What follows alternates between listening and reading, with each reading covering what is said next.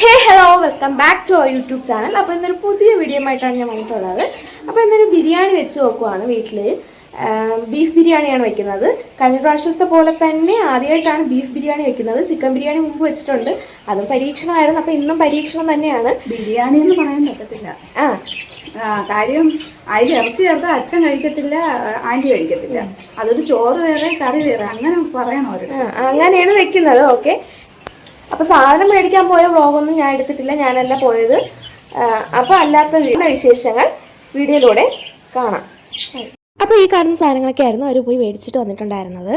Masala powder, rice, പപ്പടം, പിന്നെ cashews, അങ്ങനെയുള്ള items ഒക്കെയാണ് മേടിച്ചുകൊണ്ട് വന്നത്. പിന്നെ മെയിൻ ഐറ്റമായ ബീഫും. അപ്പോൾ ആദ്യം തന്നെ ബിരിയാണി റൈസ് പാത്രത്തിലോട്ട് മാറ്റി വെള്ളത്തിലോട്ട് ആക്കുന്നുണ്ട്. കുറച്ച് നേരം ഒന്ന് കുതിർത്ത് വെക്കാനായിട്ട്.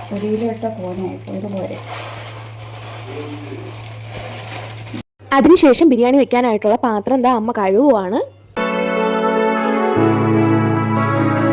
അപ്പോൾ പാത്രമൊക്കെ കഴുകിയ ശേഷം റൈസ് വെക്കാനായിട്ടുള്ള വെള്ളം വെക്കുവാണ്. അതിനുശേഷം നമ്മൾ ബീഫ് കറി വെക്കാനായിട്ട് കുരുമുളക് പൊടിച്ചെടുക്കുവാണ്. അപ്പോൾ നമ്മൾ കുരുമുളക് പൊടി ഇവിടെ റെഡി ആയിട്ടുണ്ട്. നമ്മൾ ബീഫ് ഇവിടെ കഴുകി ചെറുതായിട്ട് കട്ട് ചെയ്ത് അതിൻ്റെ വേസ്റ്റൊക്കെ കളഞ്ഞ് എടുക്കുവാണ്. നമ്മൾ ബീഫ് കറി വെക്കാനായിട്ടുള്ള മസാല റെഡിയാക്കാൻ പോവുകയാണ്. ഇതിൽ എന്തിനൊക്കെയാണ് ഇടുന്നതെന്ന് പറയാത്ത എന്ത്? അങ്ങനെ നമ്മളെല്ലാം പറയണം. കുറച്ച് കുരുമുളക് പൊടി, കുറച്ച് മഞ്ഞൾപ്പൊടി, കുറച്ച് മല്ലിപ്പൊടി. മല്ലിപ്പൊടി തീർന്നെന്ന് തോന്നുന്നു, ഞാൻ നോക്കിയിട്ട് വരട്ടെ. 3 ഒരു ഐസ്ക്രീമിന്റെ ഒടിഞ്ഞതാണ്. ശകലം എന്തായാലും ഇടാം, ബാക്കി നമുക്ക് പിന്നെ ചെയ്യാം. കുറച്ച് ഉപ്പ്. എളുപ്പപ്പണിക്ക് ഒരു സാധനം മേടിച്ച് വെച്ചിട്ടുണ്ടായിരുന്നു. ഇഞ്ചി വെളുത്തുള്ളി പേസ്റ്റ് അല്ലേ? കെമിക്കലാ, കെമിക്കൽ. ഒരു ശകലം, എന്താ അതിൻ്റെ പേര് മറന്നു. പച്ചമുളക്. ഇത് നമ്മുടെ സ്വന്തം പച്ചമുളകാണ്. അപ്പോൾ മസാല കാര്യങ്ങളെല്ലാം റെഡിയാക്കിയ ശേഷം ബീഫ് അതിലോട്ട് മാറ്റുവാണ്. പിന്നെ നമുക്കിത് നന്നായിട്ട് മിക്സ് ചെയ്യാം. ഓക്കെ,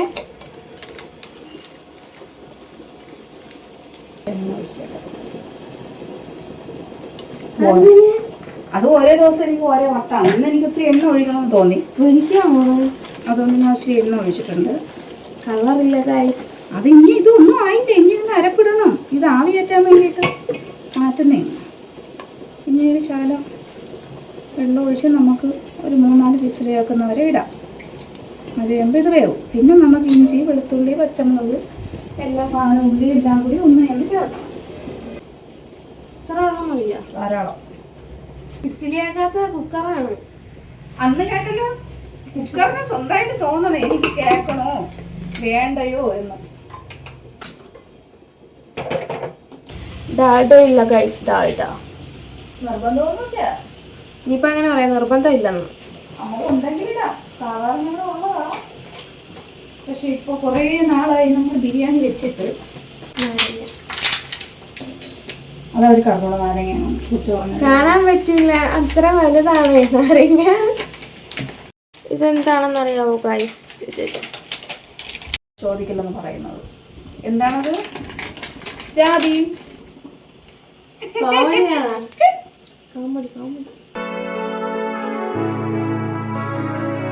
അപ്പോൾ നമ്മൾ ബിരിയാണി റൈസ് വേവിക്കാനുള്ള വെള്ളം ചൂടായിട്ടുണ്ട്. അപ്പോൾ അരി അതിലോട്ട് ഇടാം. ഈ വെള്ളത്തിലോട്ട് എന്തൊക്കെ ഇട്ടെന്ന് പറഞ്ഞില്ലല്ലേ? ഇതിൽ കറുകപ്പട്ട, മറ്റേ തക്കോലം, വയനയില, പിന്നെ ഇച്ചിരി ഒരു കഷ്ണം ജാതി ഉണ്ട്. സത്യത്തിൽ എനിക്ക് ബിരിയാണി വയ്ക്കാൻ അറിഞ്ഞൂടാ, ഉള്ള കാര്യം ഞാൻ പറയാം. പിന്നെ ഞാൻ എങ്ങനെയെങ്കിലുമൊക്കെ വെക്കും. എന്തോ എൻ്റെ ഇതുകൊണ്ട് നല്ലതായിരിക്കും. നാരങ്ങ പൊഴിഞ്ഞൊഴിക്കാം. ഇവിടെ എപ്പോഴും ഡാൽഡ ഉള്ളതാണ്, പക്ഷേ ഇന്നെന്തോ കണ്ടില്ല. കുറച്ചധികം നാളായി നമ്മൾ മേടിച്ചിട്ട് ഫ്രിഡ്ജിൽ സൂക്ഷിച്ച് വെച്ചേക്കും. പക്ഷെ ഇന്നെന്തോ സാധനം ഇല്ല. മൈക്കില്ല, കുറച്ച് ഉറക്കെ പറയണം. ബിരിയാണിയിലോട്ട് ഇടാൻ വേണ്ടി കുറച്ച് ബീൻസും ക്യാരറ്റും വൃത്തിയാക്കിക്കൊണ്ടിരിക്കുകയാണ്. കയറുമ്പോൾ വരുന്ന ഒരു പൂച്ചയാണ് ഗൈസ്, മീൻ തിന്നാൻ മാത്രമായിട്ട്. ഇന്നൊന്നേ ഉള്ളൂ, 2-3 വരും. ഇന്നൊന്നേ കണ്ടോളൂ. അമ്മ ഇരുന്ന് പിച്ചാത്തിക്കൊന്നും അടിയും കിട്ടാറുണ്ട്. ഇപ്പൊ സമയം എത്രയായി? സമയം മിക്കവാറും 1 മണി കഴിഞ്ഞു. 1 മണി ആവാറായിട്ടുണ്ടാവും. എപ്പോ ബിരിയാണി തിന്നാൻ പറ്റും? 2 മണിക്ക് ഉറപ്പായിട്ട് തിന്നാം. ഇന്ന് ഞായറാഴ്ചയല്ലേ, കിടന്ന് ഉറങ്ങിയുണ്ടല്ലേ. ഞാൻ എണീച്ചപ്പോ 9 മണി. എടുത്ത് വെച്ച് അരിഞ്ഞാ പോരായിരുന്നു. അത് പലതും പല ഇതായിപ്പോ മക്കളെ, ഇതാണ് നല്ലത്. അതുപോലെ എനിക്ക് അരിയാൻ ഇഷ്ടമാണല്ലോ. ഈസി ആയിരുന്നു. ഈസി ആയിരുന്നു, പക്ഷെ എനിക്കിങ്ങനെ അരിയുന്നതാണ് ഇഷ്ടം. ഞാൻ എൻ്റെ ഇഷ്ടം കൂടെ കുറച്ച് നോക്കണ്ടേ. ഈ തക്കാളി എന്തിനാണ്? തക്കാളി അതിൻ്റെ അപ്പുറത്ത് പരിപാടി അങ്ങോട്ട് എറിഞ്ഞവൻ. ഇതിൽ ചേർക്കാനാണെന്നാണ് ഞാൻ ചോദിച്ചത്. പിന്നെ തക്കാളി ചേർക്കാനല്ലേ മേടിച്ച് വെച്ചേക്കുന്നതാണ്. ഇതില് പായസമൊന്നും ബിരിയാണിയിലല്ലേ ഇറച്ചിക്കറി ചേർക്കാൻ. ഒന്നും അറിഞ്ഞൂടെ ഇത്രയും വലുതായിട്ട്.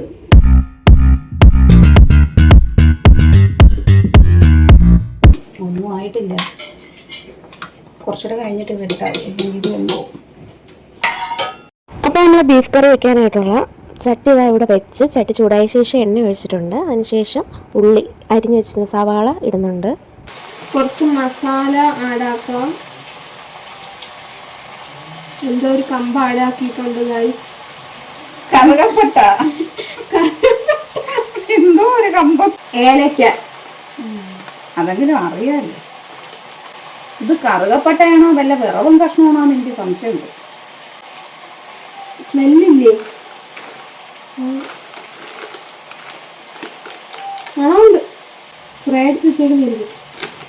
ആദ്യമായിട്ടാണ് ബീഫ് ബിരിയാണി വയ്ക്കുന്നത്. ചിക്കൻ ബിരിയാണി മുമ്പ് വെച്ചിട്ടുണ്ട്, കുഴപ്പമൊന്നുമില്ല, കൊള്ളാം.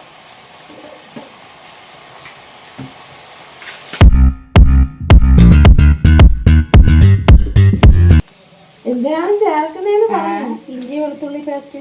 ഇതൊന്നും കണ്ട ആരും പഠിക്കരുത് കേട്ടോ. ഇതൊക്കെ എന്റെ തോന്നിയാസമാണ്. എന്നെ ആൾക്കാർ കൂടി പൊങ്കാല ഇടും. അപ്പോൾ നമ്മുടെ ഉള്ളിലേക്ക് ഒന്ന് നന്നായി റോസ്റ്റായ ശേഷം അതിലോട്ട് മഞ്ഞൾപ്പൊടി, ഉപ്പ്, മല്ലിപ്പൊടി, മുളക് പൊടി എല്ലാം ചേർക്കുന്നുണ്ട്. അപ്പോൾ നേരത്തെ കുക്കറിൽ കുക്ക് ചെയ്യാൻ വെച്ചിരുന്ന ബീഫ് പാത്രത്തിലോട്ട് മാറ്റിയിട്ടുണ്ട്. അപ്പോൾ ബീഫ് കുക്ക് ചെയ്യാനായിട്ട് വെച്ചിട്ടുണ്ട്. മസാലയൊക്കെ ഒന്ന് പിടിച്ച് വരാനായിട്ട് കുറച്ച് നേരം കൂടെ എടുക്കും. ബിരിയാണിക്കുള്ള ഉള്ളിയും വഴറ്റിക്കൊണ്ടിരിക്കുവാണ്. ബിരിയാണി റൈസ് ഇവിടെ ഓക്കെ ആയിട്ടുണ്ട്. ബിരിയാണി വയ്ക്കുന്നതിൻ്റെ ഏതാണ്ട് ഫൈനൽ സ്റ്റേജിലോട്ടൊക്കെ എത്തിയിട്ടുണ്ട്. നമ്മളിത് പപ്പടം പൊരിക്കുവാണ്. അതിനുശേഷം ബിരിയാണി റൈസ് ഒന്ന് സെറ്റ് ചെയ്യുവാണ്. പാത്രത്തിലോട്ടൊക്കെ മാറ്റി ഒന്ന് ഡെക്കറേഷൻ പരിപാടികളിലോട്ട് കിടക്കുവാണ്. അതിനുവേണ്ടി ആദ്യമായിട്ട് പാത്രത്തിലോട്ട് കുറച്ച് നെയ്യ് ഒഴിച്ച് റൈസ് അതിലോട്ട് മാറ്റുന്നുണ്ട്. എന്നിട്ട് നേരത്തെ റോസ്റ്റ് ചെയ്ത് വെച്ചിരുന്ന ഉള്ളി അതിൽ ആഡ് ചെയ്യുന്നുണ്ട്. മല്ലിയില, പിന്നെ കുറച്ച് എസൻസ്, പൈനാപ്പിൾ എസൻസും ബിരിയാണി എസൻസും ആഡ് ചെയ്യുന്നുണ്ട്. പിന്നെ കുറച്ച് കളറ്, പിന്നെ കാഷ്യൂസ്, മുന്തിരി അതൊക്കെ ആഡ് ചെയ്യുന്നുണ്ട്. അപ്പോൾ നമ്മുടെ ബീഫ് കറി ഇവിടെ റെഡി ആയിട്ടുണ്ട്. ബിരിയാണി റൈസും ബീഫ് കറിയും റെഡി ആയിട്ടുണ്ട്. അപ്പോൾ ബിരിയാണി കഴിക്കാനായിട്ടുള്ള സാലഡ് റെഡിയാക്കാൻ പോവുകയാണ്. അതിനുവേണ്ടി ഉള്ളി, തക്കാളി, മുളക് എല്ലാം കട്ട് ചെയ്യുന്നുണ്ട്. അപ്പോൾ നമ്മളെ സാലഡ് ഇവിടെ റെഡി ആയിട്ടുണ്ട്.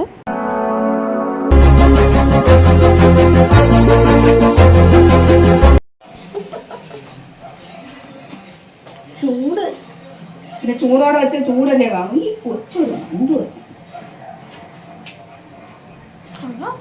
അപ്പോൾ ഇതാ ലാസ്റ്റ് നമ്മുടെ ബിരിയാണി റൈസും ബീഫ് കറിയും എല്ലാം ഇവിടെ റെഡി ആയിട്ടുണ്ട്.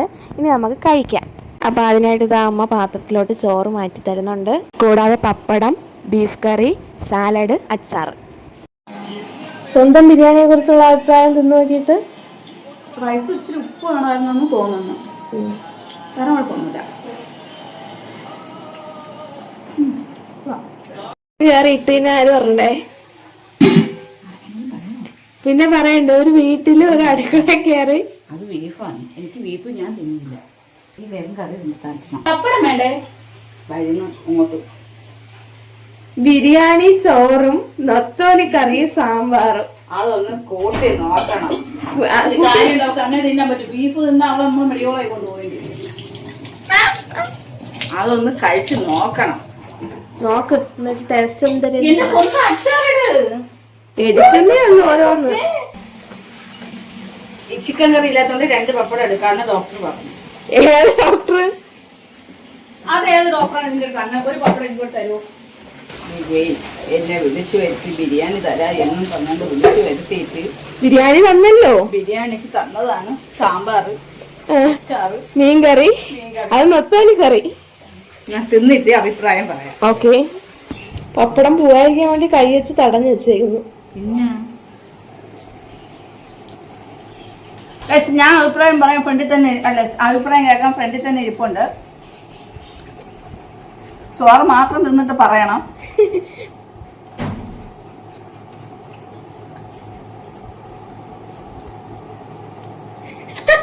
ആ നോട്ടം അത്ര പന്തിയല്ലല്ലോ.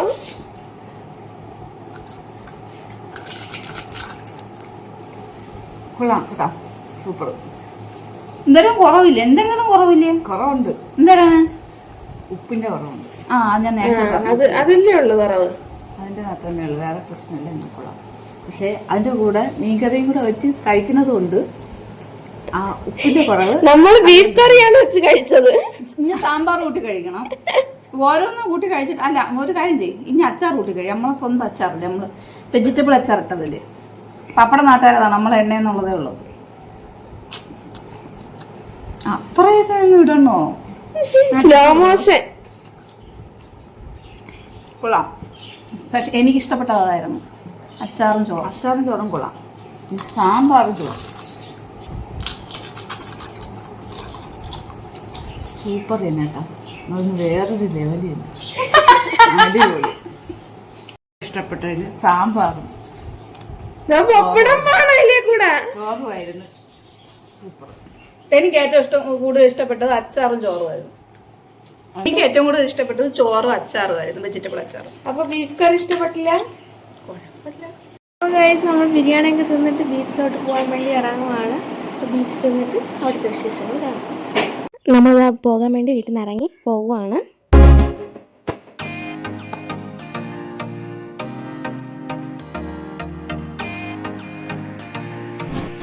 അപ്പോൾ നമ്മളിതാ വർക്കല ബീച്ചിൽ എത്തിയിട്ടുണ്ട്. പ്രതീക്ഷിച്ച കണക്കൊന്നുമല്ല, ആളില്ലായിരുന്നു.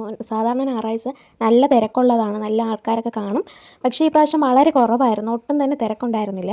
തിരക്കില്ലാത്തതിൻ്റെ മെയിൻ റീസൺ എന്ന് തോന്നുന്നത് കടലിലോട്ട് ആരും ഇറക്കുന്നുണ്ടായിരുന്നില്ല. എല്ലാവരും കരയിൽ നിന്നാണ് ബീച്ച് കാണുന്നത്. ആരും കടലിലോട്ട് ഇറങ്ങുന്നില്ലെന്നല്ല, ഉണ്ടായിരുന്നില്ല. അപ്പോൾ ബീച്ചിലോട്ട് പോയത് ഞാനും അമ്മയും ചേച്ചിയും ആൻറ്റിയും ആയിരുന്നു പോയിട്ടുണ്ടായിരുന്നത്. നമ്മൾ 4 പേരായിരുന്നു പോയിട്ടുണ്ടായിരുന്നത്. ബീച്ചിലൊന്നും ഇറങ്ങാൻ പറ്റിയില്ല. എല്ലാവരും ഇതേ കണക്ക് കരയിൽ തന്നെ ഇരിക്കുമായിരുന്നു. കരയിലും ഇരിക്കുന്ന കാര്യം പാടാണ്, കരയിലോട്ട് വെള്ളം കയറി വരുന്നുണ്ടായിരുന്നു. നമ്മളിതാ അപ്പോൾ 2 ഐസ്ക്രീമൊക്കെ മേടിച്ചിട്ടുണ്ട് കുടിക്കാനായിട്ട്. പിന്നെ ഇതാ അമ്മ കപ്പലണ്ടി മുട്ടായി മേടിക്കാൻ പോയേക്കുവാണ്. ഐസ്ക്രീം വേണ്ട, കപ്പലണ്ടി മുട്ടായി മതിയെന്ന് പറഞ്ഞ് മേടിക്കാൻ പോയേക്കുവാണ്. അങ്ങനെ കപ്പലണ്ടി മുട്ടായിയൊക്കെ മേടിച്ച് തിരിഞ്ഞ് നടന്നതിന് ശേഷമാണ് ആലോചിച്ചത് ഷുഗർ ഡയറ്റ് ആണെന്നുള്ള കാര്യം. അതുകൊണ്ട് ഒന്നുകൂടെ കടയിൽ പോയേക്കുവാണ് കപ്പലണ്ടി മേടിക്കാനായിട്ട്.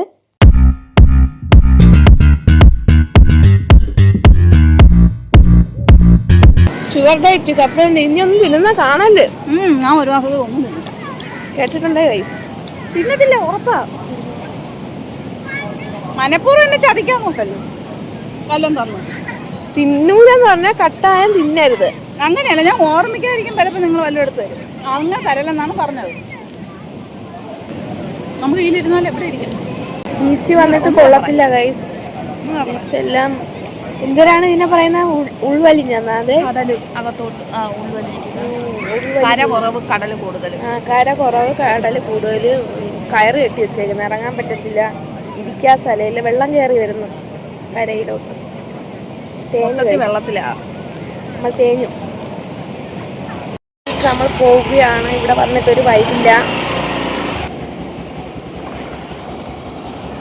സാധാ വരുന്ന കണക്ക് കൊടുത്തില്ല ഗൈസ്. അത് നമ്മൾ പോകുന്നു. അപ്പോൾ ഗൈസ് ഇത്രയേ ഉള്ളൂ ഇന്നത്തെ വീഡിയോ. ഇഷ്ടമായെന്ന് വിചാരിക്കുന്നു. ഇഷ്ടമായെങ്കിൽ ലൈക്ക്, ഷെയർ, സബ്സ്ക്രൈബ്. ബൈ.